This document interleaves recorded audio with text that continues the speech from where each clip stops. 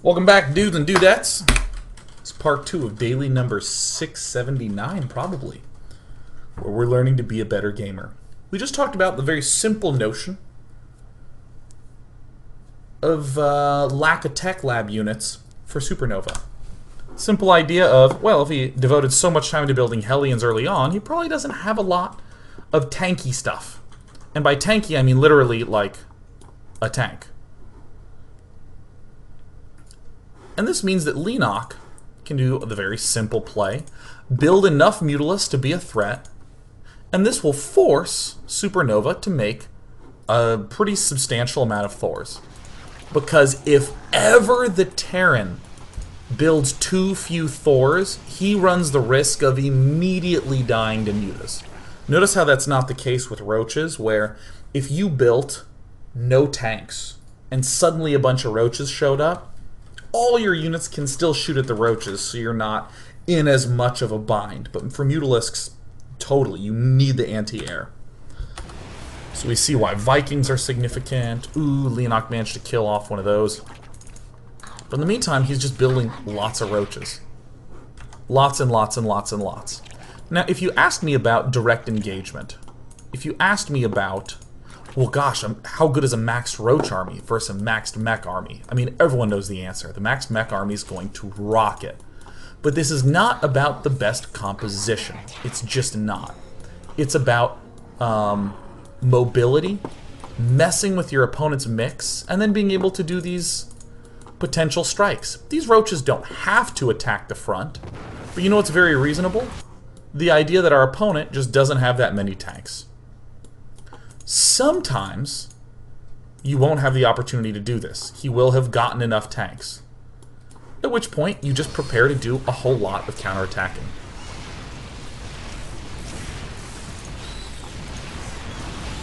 So these are the sorts of break-in plays that just drive mech players insane. Now, note what's happened right now. All the Thors have fallen.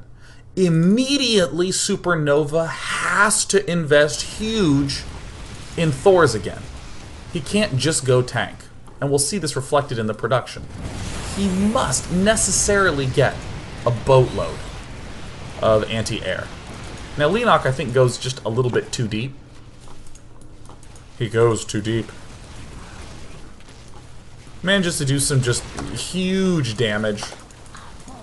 And we see that a lot of this was just due to the fact that the mutalisks popped out, forcing Supernova to get a whole bunch of anti-air.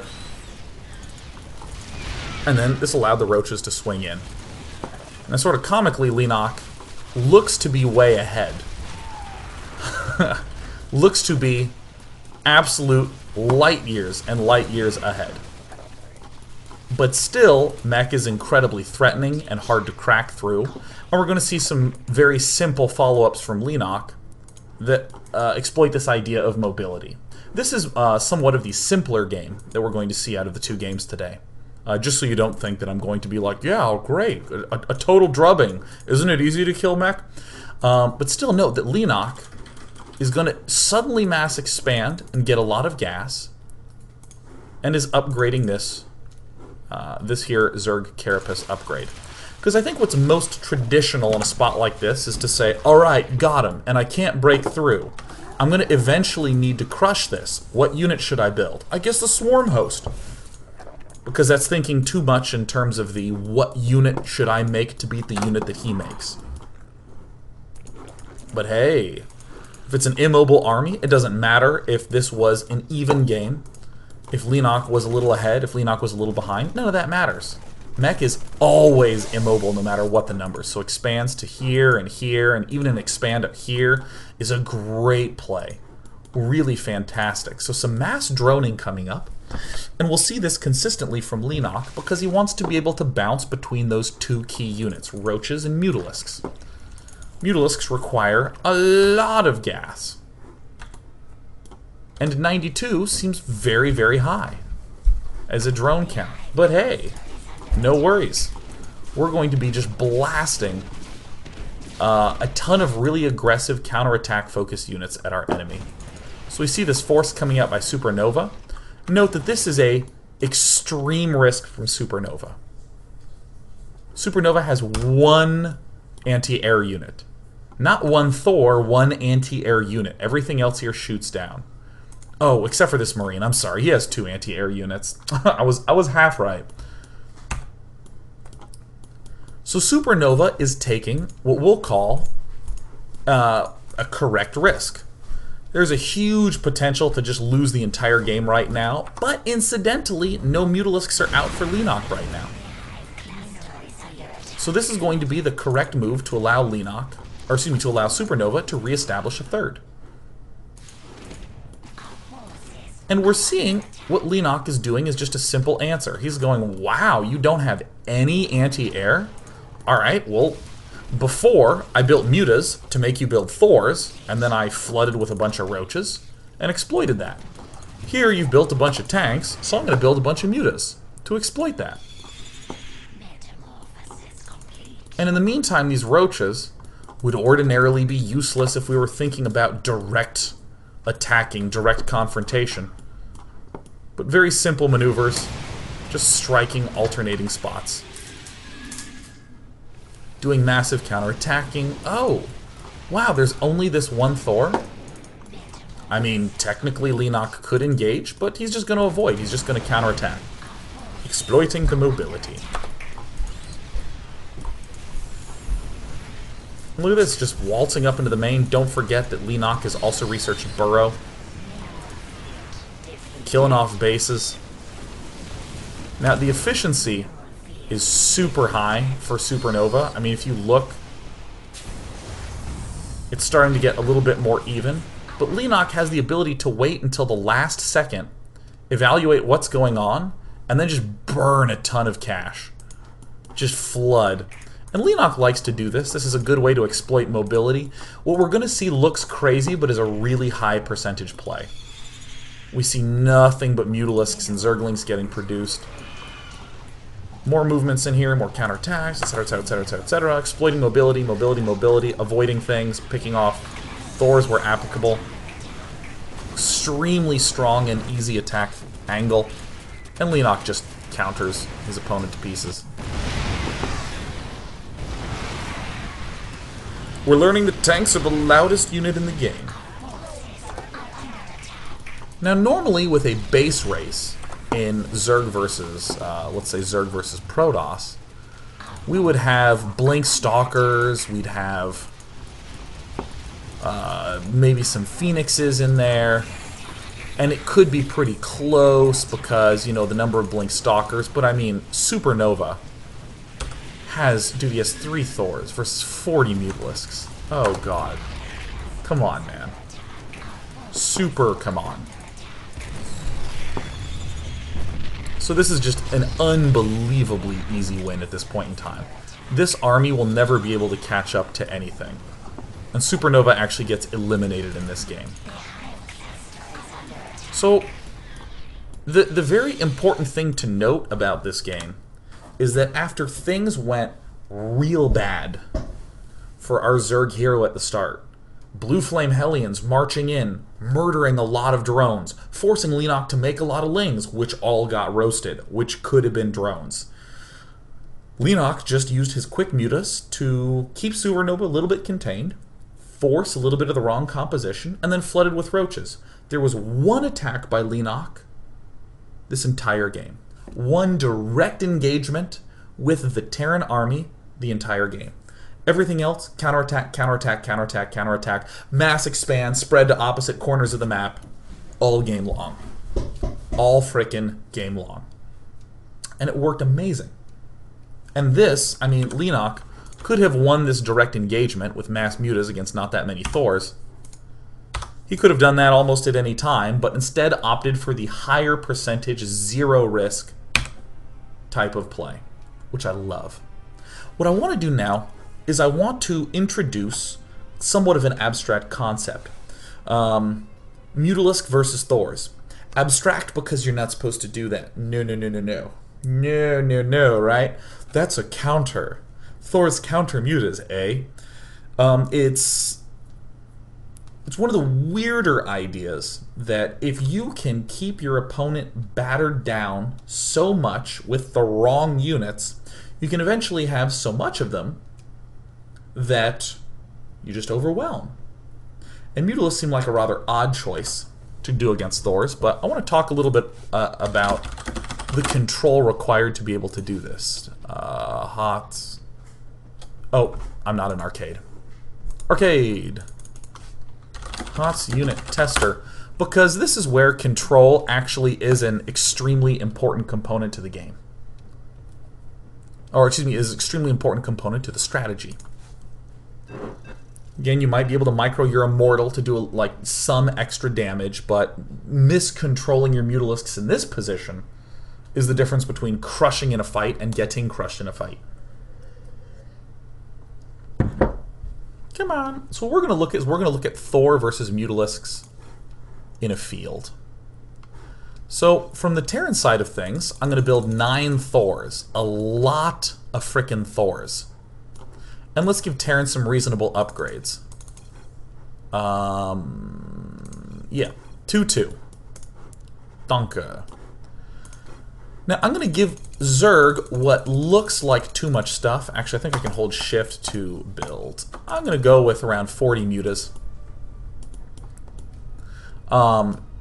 Obviously, these monetary amounts are not equal.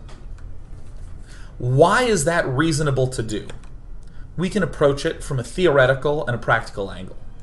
In theory, if I'm the Zerg and I'm being super mobile, expanding all over the map, I'm going to be ahead in bases, I'm going to have more stuff, but you, the Terran, are going to have more efficient forces. So, I should have more units. You should have better units. That's the theory of it. And in practice, we saw Leenock build 40 mutalisks last game, 40 mutalisks in the last 3 Mech games that he'd played before this. He's going to have 40 mutalisks in this game. Almost every single game, he's able to get 40 mutas. So that's another really easy way. If you watch the GSL and you say, I can count the units in the corner, and I think Terran should beat Zerg there, you can just write the units down and figure out how it actually happens.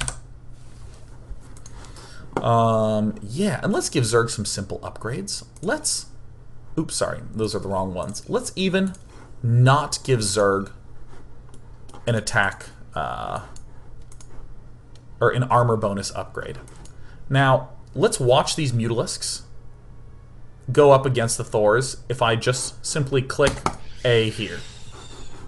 It's going to be ugly.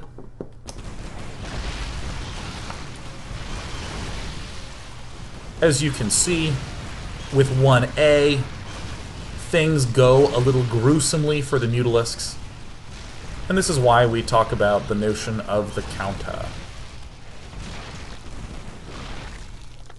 Alright, let's reset that. I think a very reasonable thing to do is to do it more than once, just to make sure we're not diluting ourselves with one experiment. And we can see the reason that things are failing is because these mutalisks line themselves up. And why do they create a line? Well, it's because they do these clusters when they're hitting the front line of Thors. So for instance, the second 1A experiment that we did revealed that we performed a little better than the first one.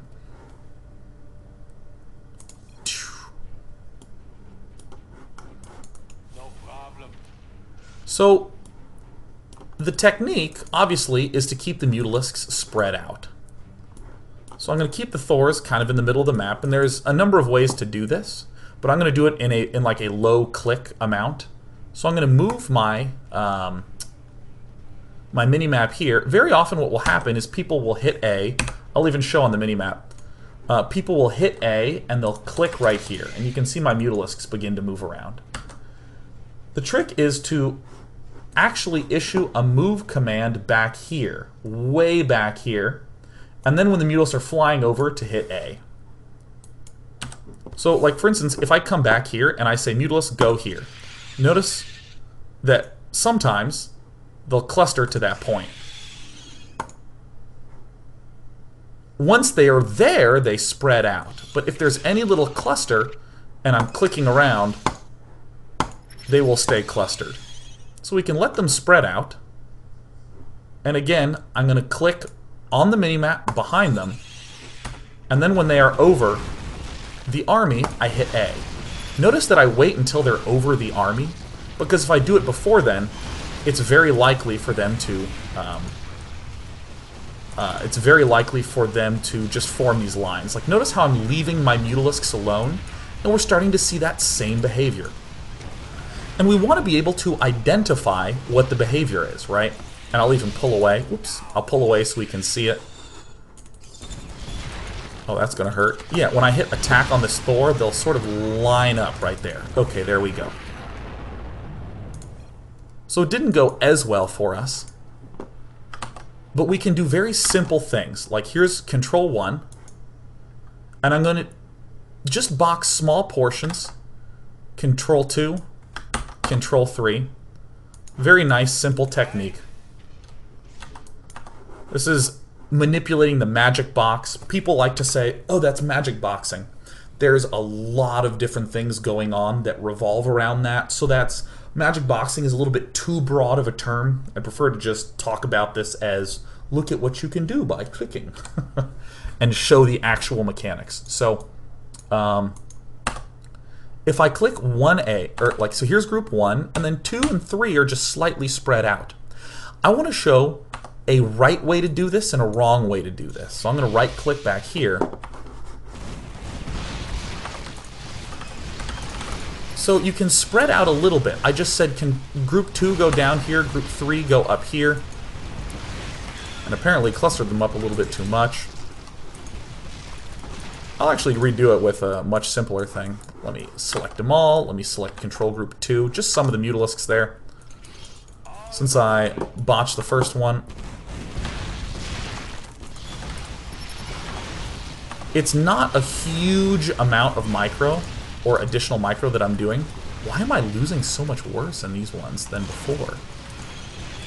This is odd.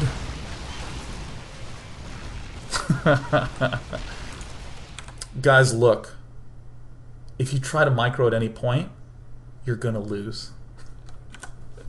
I'm actually bunching them up a little bit too much on the entry. This is kind of why I was moving these Thors over at the start. Wah! Alright, mutalisks, spread out from each other. There we go. Isn't she a beauty? The one key difference, you let the mutalisk spread out a bit. Okay, here we go. Oh my god. I'm sorry. I see what I was doing wrong.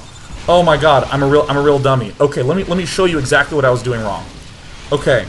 The whole point of me doing this segment was to show you what not to do wrong, and I felt my hand do it on the last one, and I was not even paying attention. Okay, let me show you the theory. Let me show you the theoretical thing I'm trying to do. The theoretical thing that I'm trying to do is to send these mutalisks here and just have a simple small set move down a little bit. Like that. Or more specifically, just have a few extra mutalisks to do something like this where they can spread away. Because obviously we want to maximize the amount of spreading. Here is what I was accidentally misclicking. And this is a very easy way to mess up. What feels like it should be right is to have the mutalisks split into separate control groups so that you can control them independently. Now here's what I'm going to do. I'm going to move all these mutalisks together. You'll see that they start clustering as they get to the point. But notice that if I'm controlling them all as a group, once they spread out and I begin moving them as a group, they stay about spread out. Especially if I'm clicking nice and far away. The error I was making is that if you have two groups and you click far away, the groups tend to ignore each other in collisions, so you get a lot more clustering that happens. So I was breaking these up into two control groups, and I was doing one click and two click, which was causing extra clustering on the second group. Woo! What a relief. Alright. Oh, thank God. This is a habit picked up from Brood War that's clearly harming me in SC2. Just going like one click, two click. You can actually see me clicking right here. Twice like that. See that? See how if I just say one click, they stay far apart? There's not a lot of distances changing, but one click, two click, you'll start to see them clustering as they approach through if I give slightly different directions. Alright. So without any further ado, the final point of everything. If you use this magic boxing idea, spread these mutalisks out a little bit. Not a lot, but a little bit. Control one, and you can even select some extra guys.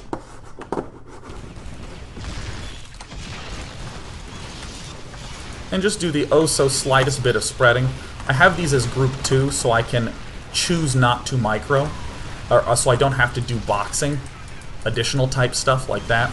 I can just easily click the pre-selected groups, and we see that the easiest win I'd had of all was the final one.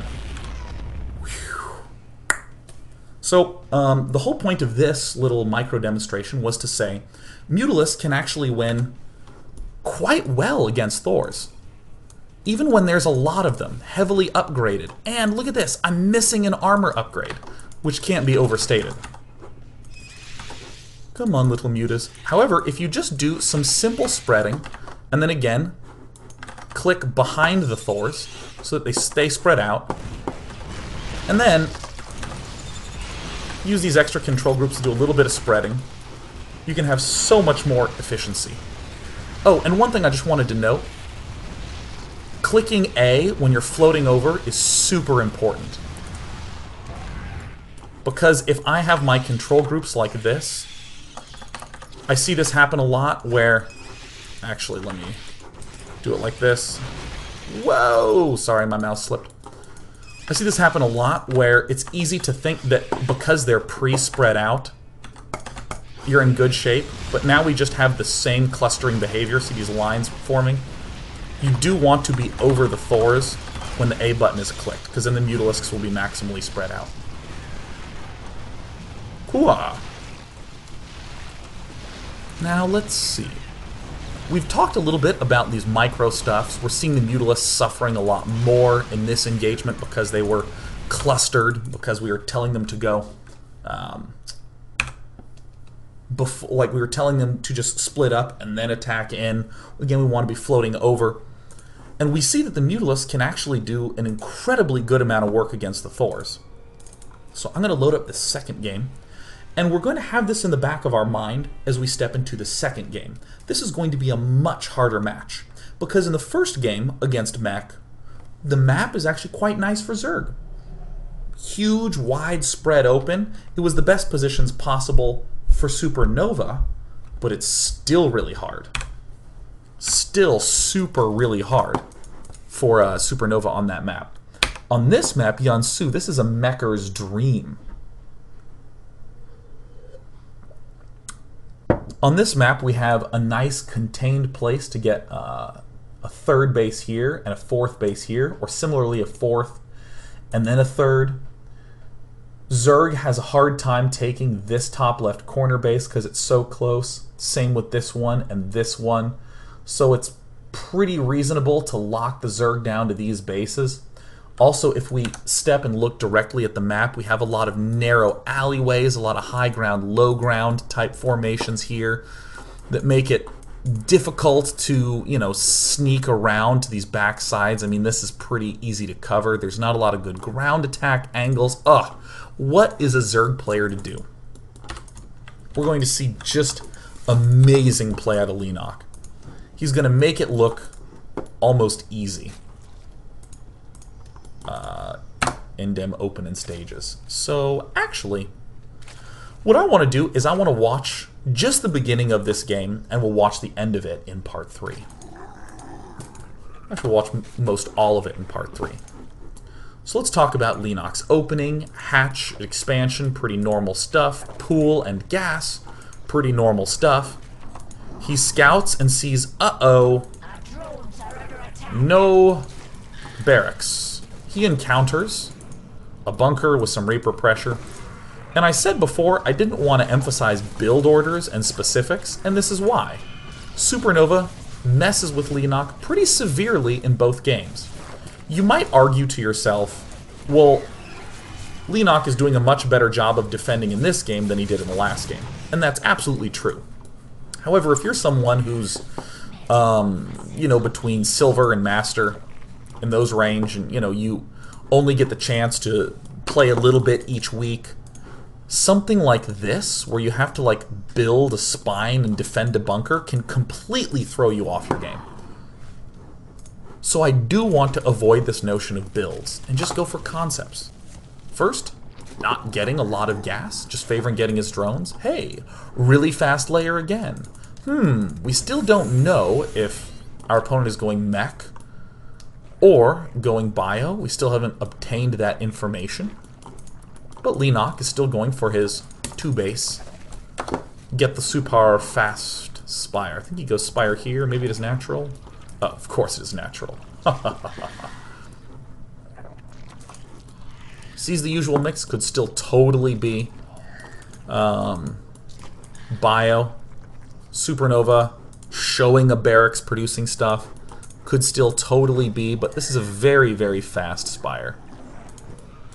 So here we start to see a lot of the cool plays that Leenock can pull off.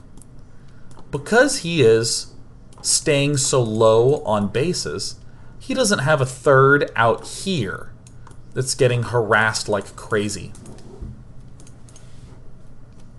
In fact, Leenock doesn't have anything that he really needs to defend other than this front, which is easily secured by a queen and a spine. There's actually a lot of queens on the map right now. There's 3. So he just takes these lings and counterattacks. Now, this is a very effective way to hurt a bio player, because a bio player would have stopped making Hellions most of the time.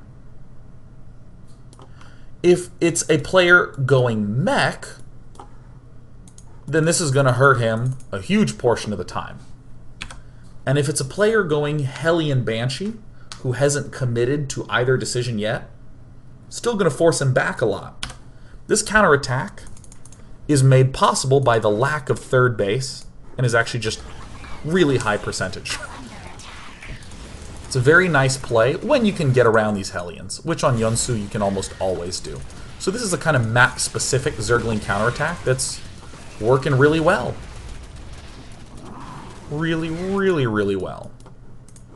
1 spore, no spore. Not needed, says Leenock. I don't need a ton of spores in this situation. I'm low enough on bases that I can just build the 1 and then get my mutalisks up to kill the banshees the rest of the time. Alright, so we step up to this moment in gameplay where, does he know? He still sees largely a Hellion Banshee-ing player.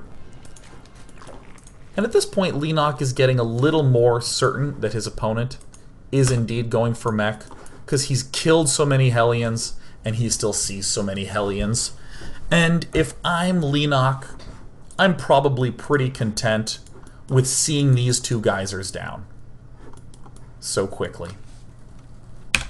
So what we're going to do is we're going to stop. And when we come back, we're going to see Leenock use the huge rule that we talked a lot about in part 1, mobility. He's going to be just expanding like crazy and getting a lot of roaches and mutalisks. And then we're going to see also incorporated that little micro stuff we saw in this segment, where we'll see the magic boxing and the real power of the mutalisks, not just as a counterattacker, but as an engagement unit. And because mutalisks are so much faster than Thors, the mutalisks get to choose. Or I should say, Leenock gets to choose when the fight happens. So stay tuned! Part 3 coming up after this.